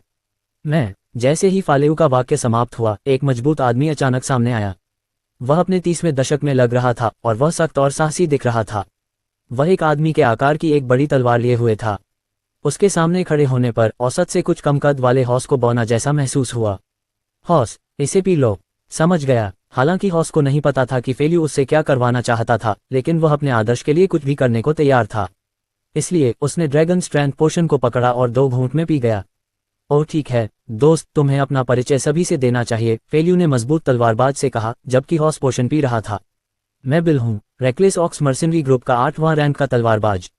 मर्सिनरी गिल्ड में हर दिन मिशन लेने वाले ज्यादातर लोग मुझे जानते हैं। अगर तुम्हें मुझ पर भरोसा नहीं है तो तुम उनसे पूछ सकते हो। हाँ, रेकलेस ऑक्स बिल, तुम्हें कौन नहीं जानता। भीड़ से कुछ दयालु हंसी आई। ठीक है तलवारबाज बिल, थोड़ी देर में हमारे गिल्डेड रोज के 5वें रैंक के जादूगर से लड़ने के बारे में क्या ख्याल है? जरूर, कोई समस्या नहीं है, लेकिन अल्केमिस्ट फेल्यू, अगर मैं उसे घायल कर दूं तो क्या होगा? मेरे वार थोड़े भारी हैं आखिरकार। ठीक है, पूरी ताकत से आगे बढ़ो, फेल्यू ने गैर जिम्मेदाराना ढंग से कहा और पास की शेल्फ से एक ग्रेट स्वॉर्ड निकालकर हॉस को दे दिया। हॉस, तलवारबाज बिल से लड़ो। हाँ, हॉस थोड़ा हिचकिचाया लेकिन जल्दी से मान गया। 8वीं रैंक के तलवारबाज और 5वीं रैंक के जादूगर के बीच ताकत का अंतर बहुत ज्यादा नहीं था। अगर मैं कुछ नियंत्रण मंत्रों का इस्तेमाल करूं तो ये ठीक रहेगा, लेकिन कुछ गड़बड़ थी। नहीं, रुको, अल्केमिस्ट फेल्यू मुझे ग्रेट स्वॉर्ड क्यों दे रहा है? हॉस का चेहरा अचानक पीला पड़ गया क्योंकि उसे ड्रैगन स्ट्रेंथ पोशन याद आ गया जिसे उसने अभी अभी पिया था। कोई रास्ता नहीं, अल्केमिस्ट फेल्यू, यो, तुम चाहते हो कि मैं बिल से नजदीक से लड़ूं? अलच अल्केमिस्ट फेल्यू। हॉस ने फेल्यू को एक जटिल नजर से देखा। ये संदेह, विनती और डर से भरा हुआ था। ऐसा लग रहा था कि वह रोने के कगार पर था। कीमियागर फालू, कृपया मुझे बताएं कि यह एक मजाक है। उसने घबराहट के कगार पर सोचा। वह एक 8वीं रैंक का तलवारबाज है, उसकी महान तलवार को देखो, यह मुझसे बड़ी है। मैं उससे नजदीकी मुकाबले में नहीं लड़ सकता, है न? तुम्हें किस बात का डर है? तुमने अभी अभी ड्रैगन स्ट्रेंथ पोशन पिया है, 8वीं रैंक के तलवारबाज यादव को संभालने में क्या समस्या है? भले ही तुम अपने हाथ, पैर या सिर खो दो, गिल्डेड रोज तुम्हें हमेशा याद रखेगा। उद्धरण चिन्ह डॉट डॉट डॉट उद्धरण चिन्ह। हॉस ने लगभग महान तलवार छोड़ दी। तो क्या हुआ अगर मुझे याद रखा जाएगा? अगर मैं अपना सिर खो देता हूं तो मेरे लिए सब खत्म हो जाएगा। ठीक है तलवारबाज बिल, हॉस तैयार है, शुरू करो। अरे, हॉस शिकायत करना चाहता था। मैं कब से तैयार था। दुर्भाग्य से हॉस के पास इससे बाहर निकलने का समय नहीं था। उसे पीछे से किसी ने धक्का दिया जिससे वह लड़खड़ाकर आगे की ओर गिर गया। वह बिल की ओर लड़खड़ाता हुआ गया। उसका संतुलन बिगड़ने के कारण उसकी तलवार नीचे गिर गई। बिल एक सच्चा 8वीं रैंक का तलवारबाज था और रेकलेस ऑक्स मर्सिनरी ग्रुप के सदस्य के रूप में उसने कई खतरनाक लड़ाइयों का अनुभव किया था। उसकी प्रतिक्रिया की गति की तुलना हॉस जैसे 5वीं रैंक के जादूगर से नहीं की जा सकती थी, जिसने कभी खून नहीं देखा था। ब्लेड को रोकने पर केवल एक खड़खड़ाहट सुनाई दी। इसके बाद बिल ने जवाबी हमला किया, कुछ बार नीचे की ओर वार किया, जिससे हॉस इतना डर गया कि उसने विरोध करने की हिम्मत भी नहीं की, जिससे वह भीड़ की ओर भाग गया। हॉस, अगर तुम जल्दी नहीं करोगे और जवाबी हमला नहीं करोगे तो तुम अपने अंक खो दोगे, फेल्यू ने उसे याद दिलाया। हॉस की दुर्दशा की बिल्कुल भी परवाह नहीं की। उद्धरण चिन्ह डॉट डॉट डॉट उद्धरण चिन्ह। ये सुनकर हॉस का चेहरा पीला पड़ गया। उसने सोचा, तुम नहीं चाहते कि मैं जादू का इस्तेमाल करूं, फिर भी तुम चाहते हो कि मैं 8वीं रैंक के तलवारबाज पर वार करूं। मैं ऐसा कैसे कर सकता हूं? दुर्भाग्य से बिल ने उसे सांस लेने का समय नहीं दिया क्योंकि उसके हाथ में मौजूद तलवार लगातार वार कर रही थी। कुछ हमलों के साथ उसने हॉस को एक कोने में धकेल दिया और फिर जोरदार वार किया। भाड़ में जाओ। हॉस अब पीछे नहीं हट सकता था, इसलिए उसने अपनी कसम खा ली और रोकने के लिए तलवार उठाई। केवल खड़खड़ाहट सुनाई दी। दर्शक उसे देखने के लिए सहन नहीं कर सके। 5वीं रैंक का जादूगर 8वीं रैंक के तलवारबाज के हमले को रोकने की कोशिश कर रहा था, और वह भी रेकलेस ऑक्स के बिल जैसा मजबूत। सभी को यकीन था कि यह 5वीं रैंक का जादूगर भविष्य में अपने हाथों का इस्तेमाल नहीं कर पाएगा। हॉस ने आश्चर्य से चिल्लाया। उसे यह जानकर झटका लगा कि वह वास्तव में जितना उसने सोचा था उससे कहीं ज्यादा ताकतवर था। यह एक आसान अवरोध था, फिर भी उसने बिल के हमले से कोई प्रतिरोध महसूस नहीं किया। नहीं, उससे भी बढ़कर उसने वास्तव में बिल को कुछ कदम पीछे हटने पर मजबूर कर दिया। इसके अलावा उस टक्कर के बाद उसके हाथ नहीं कांप रहे थे, उसे बिल्कुल भी असुविधा महसूस नहीं हुई। क्या ये ड्रैगन स्ट्रेंथ का असर है? हॉस ने इस बारे में सोचा और ग्रेटेस्ट स्वॉर्ड को उठाने की कोशिश की। अब जब वह शांत हो गया था तो उसने महसूस किया कि भारी दिखने वाली ग्रेटेस्ट स्वॉर्ड उसकी सोच से कहीं ज्यादा हल्की थी। वह वास्तव में इसे बिना किसी प्रयास के उठा रहा था और एक साधारण हरकत से भारी झटका लग सकता था। उस वार की ताकत इतनी ज्यादा थी कि बिल के पास पीछे हटने के अलावा कोई दूसरा विकल्प नहीं था। ड्रैगन स्ट्रेंथ पोशन वास्तव में एक ऐसी औषधि थी जो ड्रैगन की ताकत देती थी। ड्रैगन स्ट्रेंथ पोशन के प्रभावों को व्यक्तिगत रूप से महसूस करने के बाद हॉस का डर गायब हो गया। उसने तलवार को अपने हाथों में कसकर पकड़ लिया और अपना जवाबी हमला शुरू कर दिया। ग्रेटेस्ट स्वॉर्ड की आक्रामक शक्ति इतनी जबरदस्त थी कि बिल को वास्तव में हॉस से मुकाबला करने के लिए पूरी ताकत लगानी पड़ी। वे दोनों लॉबी के बीच में आपस में भिड़ते रहे, जबकि दर्शकों के मुंह खुले हुए थे, वे अपना आश्चर्य व्यक्त कर रहे थे। ड्रैगन स्ट्रेंथ पोशन 5वीं रैंक के जादूगर को हाथापाई में 8वीं रैंक के तलवारबाज से बराबरी से लड़ने दे सकता था, और बाद वाले को मैच जीतने के लिए पूरी ताकत लगानी पड़ी। क्या ये थोड़ा अकल्पनीय नहीं था? रुको, ये सिर्फ बराबरी का मुकाबला नहीं है। कुछ दर्शकों को जल्दी से याद आ गया कि हॉस सिर्फ 5वीं रैंक का जादूगर था। उसने तलवारबाजी का उचित प्रशिक्षण नहीं लिया था, फिर भी वह बिल के खिलाफ मुकाबला करने में सक्षम था। ये सब ड्रैगन स्ट्रेंथ की शक्ति के कारण था। अगर हॉस ने तलवारबाजी का कुछ प्रशिक्षण लिया होता तो बिल शायद पहले ही गिर गया होता। 10 मिनट के बाद फेल्यू ने लड़ाई रोक दी। आप दोनों को बहुत बहुत धन्यवाद। कोई बात नहीं अल्केमिस्ट। फेल्यू, बिल हाँफ रहा था, यहाँ तक कि एक विशेष रूप से शक्तिशाली 8वीं रैंक का तलवारबाज जिसे उसके भाड़े के सैनिकों के समूह में बेल उपनाम दिया गया था, इस लड़ाई के बाद शारीरिक रूप से थक गया था। लेकिन हॉस के लिए यह अलग था। उसे बिल्कुल भी असुविधा महसूस नहीं हुई थी और वह वास्तव में उत्साहित भाव से फालेउ से पूछ रहा था कि मियागर फालेउ, क्या ये ड्रैगन स्ट्रेंथ पोशन है? क्या ये ड्रैगन स्ट्रेंथ पोशन है? हाँ, ये ड्रैगन स्ट्रेंथ पोशन है। फालेउ ने उस उत्तर के साथ हॉस को विदा किया और पीले हॉकिंस को देखकर मुस्कुराने से पहले एक बार फिर लॉबी के केंद्र में चला गया। महान कीमियागर हॉकिंस, मैं आपके पिछले प्रश्न का उत्तर दे सकता हूँ। आपके बर्सर्क ब्लड पोशन का फॉर्मूला और नुस्खा प्राप्त करने के लिए ड्रैगन स्ट्रेंथ पोशन का उपयोग करने की मेरी कोई योजना नहीं है। क्या आपको लगता है कि मैं इतना भोला हो सकता हूँ? क्या आपका पोषण कौशल के आदान प्रदान के लायक है? आपको आईने में जाकर खुद से पूछना चाहिए कि क्या आप इसके लायक हैं। ऐसा कहने के बाद फालेउ ने हॉकिंस के पैरों पर थूक दिया। पूरा गिल्डेड रोज शांत हो गया। युद्ध के बाद यह साबित करने की कोई जरूरत नहीं थी कि दोनों में से कौन सी औषधि बेहतर थी। बर्सर्क ब्लड पोशन केवल 10 सेकंड के लिए बर्सर्क लाता था और बर्सर्क प्रभाव के तहत एक साधारण तलवारबाज एक महान तलवारबाज का सामना कर सकता था। लेकिन ड्रैगन स्ट्रेंथ पोशन कम से कम पूरे 10 मिनट की शारीरिक वृद्धि लाता था। वह वृद्धि 5वीं रैंक के जादूगर को 8वीं रैंक के तलवारबाज के समान शारीरिक शक्ति दे सकती थी, और जादूगर पर इस्तेमाल किए जाने पर यही प्रभावशीलता थी। एक तलवारबाज की शारीरिक शक्ति जादूगर की तुलना में पूरी तरह से अलग स्तर पर थी, खासकर जब तलवारबाज बिल जैसा कोई व्यक्ति था जो एक बैल जितना मजबूत था। जादूगरों को बहुत नाजुक माना जा सकता है, फिर भी एक नाजुक जादूगर भी एक मजबूत तलवारबाज के साथ बराबरी करने में सक्षम था। अगर यह 5वीं रैंक का तलवारबाज होता तो शायद एक महान तलवारबाज को भी उसे दबाने के लिए आभा और उन्नत तलवारबाजी पर निर्भर रहना पड़ता। अगर वे केवल शारीरिक शक्ति पर प्रतिस्पर्धा कर रहे होते तो शायद एक महान तलवारबाज भी 5वीं रैंक के तलवारबाज का प्रतिद्वंद्वी नहीं होता। बर्सर्क ब्लड पोशन को ड्रैगन स्ट्रेंथ पोशन के समान स्तर पर रखना उचित नहीं होगा। ये पूरी तरह से एक अलग स्तर था। महान कीमियागर हॉकिंस, आप अपना बर्सर्क ब्लड पोशन ले सकते हैं और ट्विन मून स्प्लेंडर में वापस जा सकते हैं। गिल्डेड रोज को इस तरह के कौशल विनिमय की आवश्यकता नहीं है। फेल्यू के पास हॉकिंस को आसानी से जाने देने की कोई योजना नहीं थी। वह महान कीमियागर को तिरस्कार भरी नजरों से देख रहा था। तिरस्कार और उपहास के अलावा उसकी आंखों में दया का भाव भी था। कौन जानता है कि हॉकिंस की क्या प्रतिक्रिया होगी अगर उसे पता चले कि ड्रैगन स्ट्रेंथ पोशन जिसने बर्सर्क ब्लड पोशन को कुचल दिया है वह सिर्फ एक सस्ती नकल है। क्या वह अत्यधिक क्रोध और शर्म से मर जाएगा? उसने सोचा, नहीं नहीं नहीं, ये सिर्फ ड्रैगन स्ट्रेंथ पोशन नहीं है। यहाँ तक कि उसके हाथों में बर्सर्क ब्लड पोशन भी ग्रेट मैज मेहरा के पोशन की दयनीय नकल है। मुझे सच में नहीं पता कि हॉकिंस को सिर्फ नकल करके गिल्डेड रोज को चुनौती देने की हिम्मत कहाँ से मिली। वह हमें इससे कुचलना चाहता था, फिर भी वह दूसरी नकल से कुचला गया। अज्ञानता परमानंद है। नहीं नहीं, मुझे विश्वास नहीं होता। यह एक घोटाला है। यह निश्चित रूप से एक घोटाला है। वह 5वीं रैंक का जादूगर नहीं है, वह एक महान तलवारबाज है। मैंने उसे आभा का उपयोग करते देखा। हारने वाला हॉकिंस अस्त व्यस्त था, यहाँ तक कि उसके शब्द भी असंगत लग रहे थे। हा, महान तलवारबाज। वह महान तलवारबाज कैसे हो सकता है? वह तो स्पष्ट रूप से तलवारबाज संत है। तुम्हारे लिए बहुत देर हो चुकी है महान कीमियागर हॉकिंस, तुम्हें सो जाना चाहिए। लॉबी में हंसी गूंज उठी। हॉस कीमियागर गिल्ड का सदस्य था। वह 5वीं रैंक का जादूगर था या नहीं, इससे कोई फर्क नहीं पड़ता। वह कीमियागर था, ये तो तय था। गिल्डेड रोज इसे कैसे झूठा साबित कर सकता था? इसके अलावा ऑरा का जिक्र करें। अगर 20 साल का कोई महान तलवारबाज सामने आता तो 1000 सल सिटी पागल हो जाती। हॉकिंस के असंगत आरोपों के साथ ये तमाशा आखिरकार खत्म हो गया। वह निराश होकर गिल्डेड रोज से चला गया, यहाँ तक कि मेडिटेशन पोशन के अनावरण के लिए भी नहीं रुका। अच्छा हुआ कि वह चला गया, वरना मेडिटेशन पोशन के साथ उसके स्वाभिमान को एक और झटका लगता।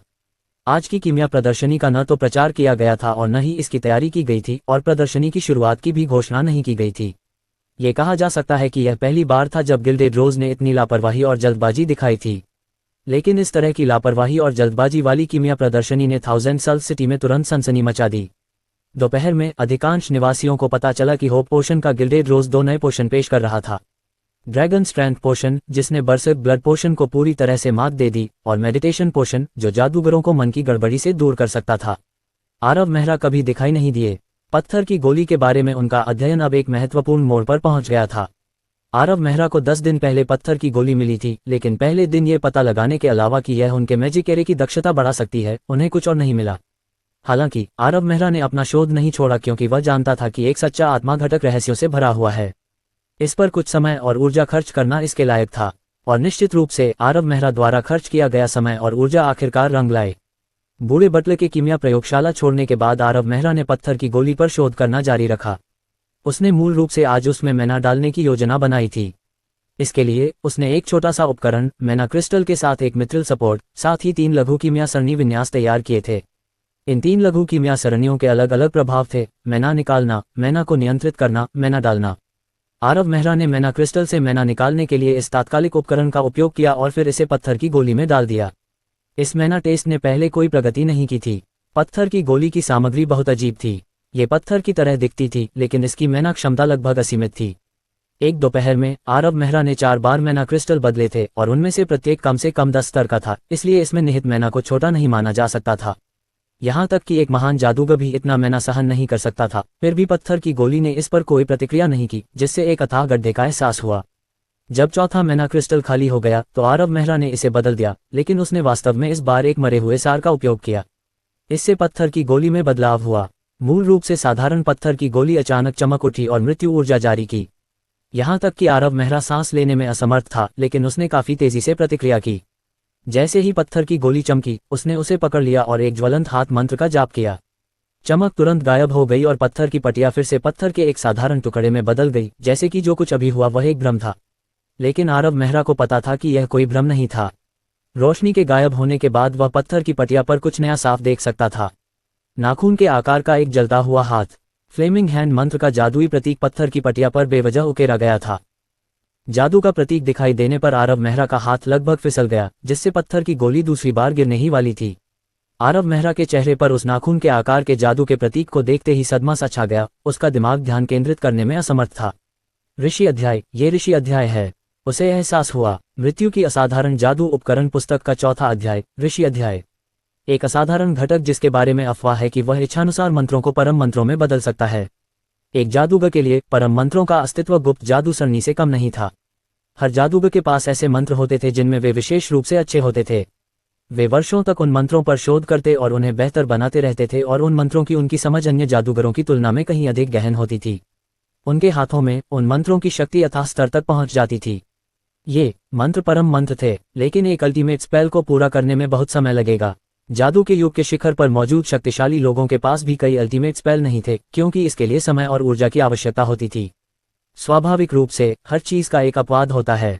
आइवरी टॉवर से स्वर्ग का जादूगर बैन वह अपवाद था।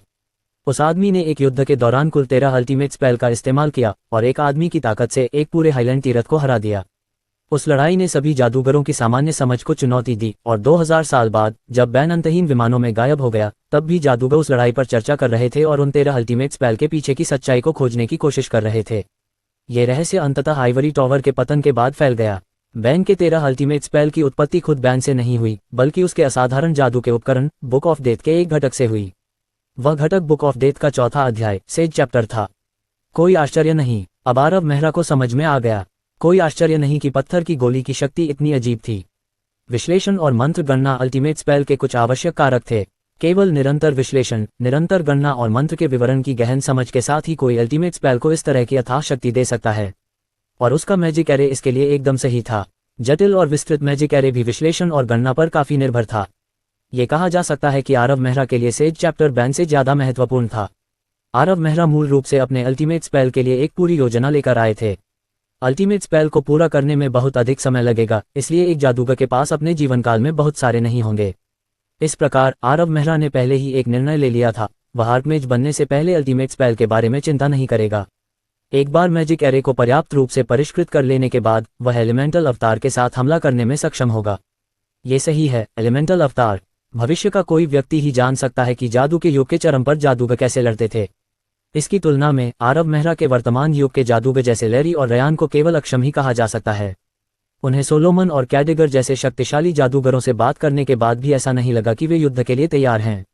आखिरकार ये जादूगर केवल सरल तरीके से मन को नियंत्रित कर रहे थे, जबकि जादू के युग के चरम पर मौजूद जादूगरों ने युद्ध को एक सहज प्रवृत्ति में बदल दिया था। बिना किसी अपवाद के हर एक ने एलिमेंटल अवतार को अपने अंतिम मंत्र के रूप में चुना। भयावह गति और एक शक्तिशाली एलिमेंटल शरीर ने उन्हें आसानी से युद्धों पर हावी होने की अनुमति दी। आखिरकार जादू के चरम युग के दौरान 5वीं रैंक का एक उच्च जादूगर कुछ ही दिनों में बोन प्लेन जैसे विमान को साफ कर सकता था, जिसमें बोन ड्रैगन भी शामिल था। अभी यदि 10 उच्च जादूगरों का एक समूह उस विमान में जाता है तो वे केवल बोन ड्रैगन को एक शानदार रात्रिभोज की पेशकश करेंगे। कुल मिलाकर इस युग के जादूगरों ने बहुत ज्यादा लड़ाइयां नहीं लड़ी थीं और उन्हें एलिमेंटल अवतार की शक्ति का पता नहीं था। प्लेन कॉलोनाइजेशन युग आने पर ही जादूगरों को समझ में आया कि प्लेन युद्धों के कारण एलिमेंटल अवतार कितना शक्तिशाली था। ... जब आरव मेहरा को एहसास हुआ कि उसके हाथ में क्या है, तो उसके पास अपनी मूल योजना को बदलने के अलावा कोई विकल्प नहीं था। इस पत्थर की पट्टिका का मतलब था कि उसके पास बहुत सारे विकल्प थे। लेकिन इसके बारे में सोचने के बाद हेवन मैच बैन ने उस लड़ाई में 13 अल्टीमेट मंत्रों का इस्तेमाल किया था। क्या हो रहा है? जब आरव मेहरा अपनी भविष्य की योजनाओं के बारे में सोच रहा था, पत्थर की पट्टिका का जादुई प्रतीक काला पड़ रहा था। आरव मेहरा चौंक गया। उसने इस बारे में ज्यादा नहीं सोचा और सीधे उस फ्लेमिंग हैंड को छोड़ने के लिए मैना का इस्तेमाल किया। एक पल में आरव मेहरा की आंखों में चमकदार लपटें भर गईं। उसके हाथ से फैली गर्मी की तुलना सामान्य फ्लेमिंग हैंड मंत्र से नहीं की जा सकती थी। इसकी ताकत कम से कम फ्लेम बर्स्ट के स्तर पर थी। लेकिन आरव मेहरा के चेहरे पर उदासी छा गई। पर्याप्त नहीं, पर्याप्त शक्तिशाली नहीं। आरव मेहरा जानता था कि एक सच्चा अल्टीमेट स्पेल कैसा होना चाहिए। ये कहना अतिशयोक्ति नहीं होगी कि फ्लेमिंग हैंड जैसे एक रैंक के मंत्र को अल्टीमेट स्पेल में बदल दिए जाने के बाद कम से कम 4 रैंक का हो जाना चाहिए। हर कोई जानता था कि जादूगरों की ताकत में हर 5वें जादूगर रैंक के साथ उछाल आएगा। मैना वर्लपूल और मैजिक कंडक्टिंग रून से पावर अप के अलावा ये भी तथ्य था कि जादूगर 5वें स्तर पर पूरी तरह से नए मंत्र सीख सकते थे। जादूगर की 5वीं रैंक से पहले के मंत्रों को पहली रैंक के मंत्र के रूप में जाना जाता था। जादूगर की 5वीं और 10वीं रैंक के बीच के मंत्रों को दूसरी रैंक के मंत्र के रूप में जाना जाता था। इस प्रकार चौथी रैंक के मंत्रों को 5वीं और 10वीं रैंक के बीच के महान जादूगरों द्वारा महारत हासिल की जा सकती थी। लेकिन फ्लेमिंग हैंड जिसे उसने अभी अभी छोड़ा था, हालांकि यह काफी शक्तिशाली लग रहा था, अभी तक अल्टीमेट स्पेल की शक्ति तक नहीं पहुंच पाया था। चौथी रैंक के मंत्र की शक्ति को तो छोड़ ही दे, यह अभी भी तीसरी रैंक के मंत्र से थोड़ा कम था। इसके पीछे क्या कारण है? आरव मेहरा ने पत्थर की पट्टिका नीचे रखी और रिफाइनिंग टेबल के सामने बैठकर इस बारे में गहराई से सोचने लगे। जादू का कमजोर होना एक समस्या थी। इसके अलावा जादू का प्रतीक काला क्यों हो रहा था? क्या ऐसा हो सकता है कि ऋषि अध्याय पर डाले गए मंत्र समय के साथ धीरे धीरे अपनी शक्ति खो देते हैं? लेकिन अगर यह समय की बात है तो क्या ऐसा होने के लिए ये राशि बहुत कम नहीं थी? जब उसने इस बारे में ध्यान से सोचा तो आधे घंटे से ज्यादा समय नहीं बीता था कि जादू का प्रतीक फिर से काला पड़ने लगा। अगर वे आधे घंटे से ज्यादा नहीं रह सकते थे तो बैन हाईलैंड श्राइन को कैसे हरा सकता था? पता चला कि पत्थर की गोली सेज चैप्टर थी। इससे आरव मेहरा के सवाल हल नहीं हुए। इसके बजाय इसने और भी मुश्किल सवाल जोड़े। क्या ये सेज चैप्टर दोषपूर्ण हो सकता है? ऐसा कोई तरीका नहीं है। अल्टीमेट स्पेल की शक्ति की समस्या के अलावा पत्थर की गोली बैंक के सेज चैप्टर के विवरण के बिल्कुल अनुकूल थी। अगर ये दोषपूर्ण आइटम था तो क्या शक्ति का अंतर बहुत ज्यादा नहीं था? लेकिन अगर ये दोषपूर्ण आइटम नहीं था तो अल्टीमेट स्पेल की शक्ति में कमी क्यों थी? इसमें सामान्य रूप से 4th रैंक स्पेल की शक्ति होनी चाहिए थी, लेकिन ये 3rd रैंक तक भी नहीं पहुंच सका। अंतर बहुत ज्यादा है। यह एक पूरी रैंक है, महान जादूगर से जादूगर तक। लेकिन लंबे समय तक हैरान रहने के बाद अचानक आरव मेहरा को याद आया, रुको, मरे हुए सार। वह मरे हुए सार के एक टुकड़े की वजह से सेज चैप्टर को सक्रिय करने में सक्षम था। वास्तव में इसका संबंध मरे हुए सार से है। उसने पहले इसके बारे में नहीं सोचा था क्योंकि उसने इसे एक साधारण घटक माना था, लेकिन दूसरे दृष्टिकोण से यदि सेज चैप्टर को एक जादू उपकरण के रूप में माना जाता है तो इसे काम करने के लिए मैना की आवश्यकता होगी। प्रत्येक जादू उपकरण को काम करने के लिए मैना के स्रोत की आवश्यकता होती है। यहाँ तक कि बुक ऑफ डेथ जैसा एक असाधारण जादू उपकरण भी अपवाद नहीं था। क्या सेज चैप्टर को भी काम करने के लिए शक्ति की आवश्यकता नहीं होगी? आरव मेहरा इस समय तक इसका अधिकांश हिस्सा समझ चुके थे। सेज चैप्टर को काम करने के लिए ऊर्जा की आवश्यकता थी, लेकिन वह ऊर्जा मैना नहीं थी, यह आत्मा अग्नि थी, मरे हुए लोगों की आत्मा अग्नि। अनडेड एसेंस ही वह पदार्थ था जो सोल फायर के ठंडा होने के बाद बचा था। वह अनडेड एसेंस के भीतर बची हुई सोल फायर की वजह से स्टोन टैबलेट को सक्रिय करने में सक्षम था, लेकिन इसकी मात्रा बहुत कम थी, और क्योंकि यह एक नीच कंकाल योद्धा से आया था, यह फ्लेमिंग हैंड को अल्टीमेट स्पेल में बदलने के लिए पर्याप्त नहीं था। शायद अन्य कारण भी रहे हों जिन्हें मैं अभी तक नहीं समझ पाया हूं, लेकिन मैं काफी करीब हूं। इसके बारे में सोचने के बाद आरव मेहरा ने अपने बैग से अनडेड एसेंस का एक टुकड़ा निकाला। वह उस स्वनिर्मित उपकरण का उपयोग स्टोन टैबलेट में अधिक ऊर्जा डालने के लिए करना चाहता था, लेकिन उसने जो अनडेड एसेंस निकाला था उसमें कुछ गड़बड़ थी। पिछले अनडेड एसेंस ने 3 लघु सरणियों के माध्यम से सेज चैप्टर को आसानी से जगा दिया था, लेकिन इस बार अनडेड एसेंस केवल सेज चैप्टर के पास ही पहुंचा, इससे पहले कि एक छोटी सी सोल फायर को एसेंस से अलग होते हुए और सेज चैप्टर में प्रवेश करते हुए देखा जा सके। उसके बाद अनडेड एसेंस काली धूल में बदल गया जो हवा में बिखर गई। आरव मेहरा ने ऐसा कुछ भी जानबूझकर नहीं किया, सेज चैप्टर ही नियंत्रण में था। क्या ये हो सकता है कि अनडेड एसेंस ने न केवल पत्थर की गोली को शक्ति प्रदान की, बल्कि सेज चैप्टर को भी जगाया? आरव मेहरा को लगा कि यह काफी उचित अनुमान था। डेथ गार्डन से उसे जो सेज चैप्टर मिला था वह वास्तव में किसी तरह की नींद में था। हालांकि उसने अपने फ्लेमिंग हैंड से किसी तरह की प्रतिक्रिया उत्पन्न की थी, लेकिन ये केवल एक सहज प्रतिक्रिया थी। सेज चैप्टर तभी जागना शुरू हुआ जब उसने अनडेड एसेंस को निकाला और उसे पत्थर की गोली में डाला, जिससे उसकी कुछ शक्ति प्रकट हुई। लेकिन वह जागृति अभी खत्म नहीं हुई थी। आरव मेहरा को पता था कि इस समय सेज चैप्टर केवल जागृति की प्रक्रिया में था। यह अभी भी पूरी तरह से जागृत होने से बहुत दूर था। यह स्पष्ट था कि वर्तमान सेज चैप्टर खुद को प्रकट करने में असमर्थ था। यह एक असाधारण घटक था जिसकी शक्ति आसानी से सच्ची आत्मा से ऊपर हो सकती थी। ये तथ्य कि यह खुद को प्रकट नहीं कर सका, इसका मतलब था कि सेज चैप्टर पर उसका शोध अभी भी पूरा होने से बहुत दूर था। शायद आत्मा की आग पर्याप्त नहीं है। आरव मेहरा स्पष्ट रूप से देख सकते थे कि आत्मा की आग उस पत्थर की पट्टिका के लिए बहुत महत्वपूर्ण थी, अन्यथा सोए हुए सेज चैप्टर को एक से जागृत नहीं किया जा सकता था। जब से वह उस निष्कर्ष पर पहुंचा, आरव मेहरा ने सीधे अपने सभी मरे हुए सार निकाले और देखा कि कैसे आत्मा की आग उनमें से निकलकर एक के बाद एक सेज चैप्टर में प्रवेश कर रही थी। आरव मेहरा के हाथों में सभी मरे हुए सार थोड़े समय में काले पाउडर में बिखर गए। आरव मेहरा ने फिर एक और फ्लेमिंग हैंड डाला। सेज चैप्टर पर जादू का प्रतीक पहले से कहीं ज्यादा चमकीला था। जब आरव मेहरा ने इसे मैना से ट्रिगर किया तो जारी किए गए मंत्र की शक्ति 3 रैंक तक पहुंच गई थी। अभी भी पर्याप्त नहीं है। ये पुष्टि करने के बाद कि उस फ्लेमिंग हैंड की शक्ति अभी भी 4 रैंक तक नहीं पहुंची है, आरव मेहरा ने अपना सिर हिलाया।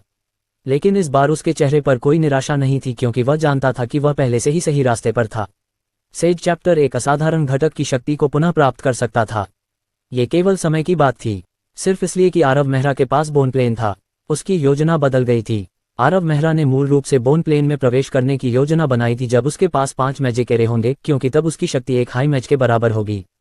तब तक भले ही सोता हुआ बोन डेविल जाग गया हो, आरव मेहरा को भरोसा था कि वह हारेगा नहीं। लेकिन वह अब और इंतजार नहीं कर सकता था, क्योंकि सेज चैप्टर को बहुत ज्यादा सोल फायर की जरूरत थी। और सेज चैप्टर का महत्व उसके मैजिक एरे से कम नहीं था।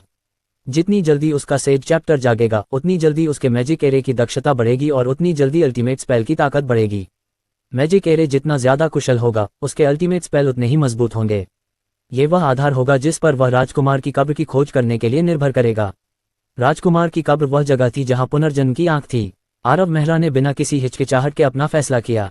वह एक बार फिर बोन प्लेन में प्रवेश करेगा, लेकिन इस बार वह नेदर आयरन के लिए नहीं जाएगा, वह वहां ज्यादा सोल फायर की तलाश में जाएगा। आरव मेहरा कीमिया प्रयोगशाला से बाहर आने के बाद उसने फालेउ का अभिवादन किया और उसे कीमियागरों के समूह का प्रभारी बना दिया, इससे पहले कि वह जल्दी से गिल्डेड रोज को छोड़कर गाड़ी में सवार होकर घर चला जाए। घर पहुंचने के बाद वह मार्ग से छिपे हुए कक्ष में गया। अब जब वे कुछ महीनों के लिए ठीक हो गए थे, तो एबिसल मैजिक डायमंड पहले से ही चमक रहे थे। आरव मेहरा ने अनुमान लगाया कि फ्रॉस्ट लिच के दिल के साथ वह इस बार 3 घंटे तक बोन प्लेन में रह पाएगा। आरव मेहरा ने एक गहरी सांस ली, फ्रॉस्ट लिच हॉट के सामने खड़ा हुआ और प्लेनर पथ को खोलने के लिए मंत्र का जाप किया।